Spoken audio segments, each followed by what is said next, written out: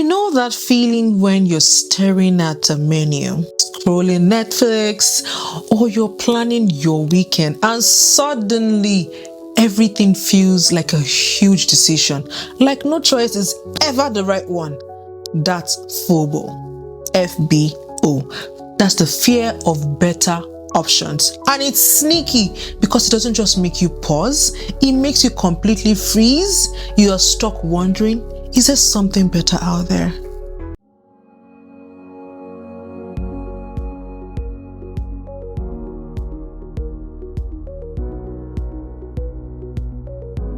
Hi there, I'm Tife, and you can call me Tife. And today we are talking about FBO, FOBO. Before we dive in, I want to mention that FOBO has a cousin, and that is FOMO, FMO, and that is the fear of missing out. FOBO comes from the inside, and it's something that is taking over your mind and your choices. FOBO comes from the outside. It's seeing what everyone is doing and making you feel like you are missing out.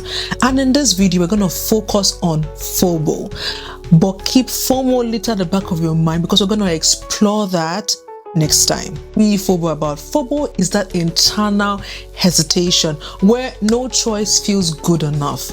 Imagine you're choosing a weekend activity, but you want to go hiking, but then you're wondering again, is there something better? Is there a concert happening that will be way more fun, or a new cafe you've never tried? Suddenly you can't even decide at all. This is not laziness. It's actually your brain trying to avoid regrets. It's not perfectionism, or rather it's perfectionism disguised as indecision. And it amplifies in today's world because we always feel like there are endless options at our fingertips. Now let's go back to like how FOBO shows up in our daily lives. FOBO doesn't just hit your big life decisions. It shows up in small ways too. Choosing a Netflix show for a movie night, picking a restaurant with friends, deciding what outfits you want to wear for a casual brunch. It can be annoying. But now this is the thing. Even bigger decisions like jobs, courses, or even your relationship can be paralyzed by FOBO. Now the thing is, it often leads to inactions, which ironically means you end up missing out anyway. Why is FOBO harmful?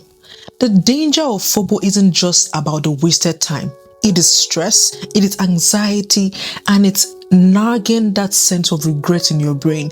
You always feel guilty about your choices, even the small ones, because the part of your brain just keeps making you wonder, well, what if there's something better? And socially, FOBO can actually strain your relationships. You imagine, like, okay, let's take it about this. Imagine you want to make plans with your friend, but you cannot even decide on what you want to do. Or your family is waiting for you to pick a restaurant, but overthinking may leave you frustrated and make others even frustrated in the process as well. So how do you want to stop FOBO from controlling your life? A few strategies would really help. The first thing I would like you to do is to set decision limits. Give yourself 5 to 10 minutes to decide about something. Deadlines actually force your brain to act instead of overthinking. The second thing is focus on the values. Ask yourself, what matters to me in this choice? Instead of chasing hypothetical better options. You understand what I mean, right? The third thing is good enough is perfect. Accept that no choice is even perfect in the first place. Sometimes choosing good enough is exactly what you need to do to even move forward.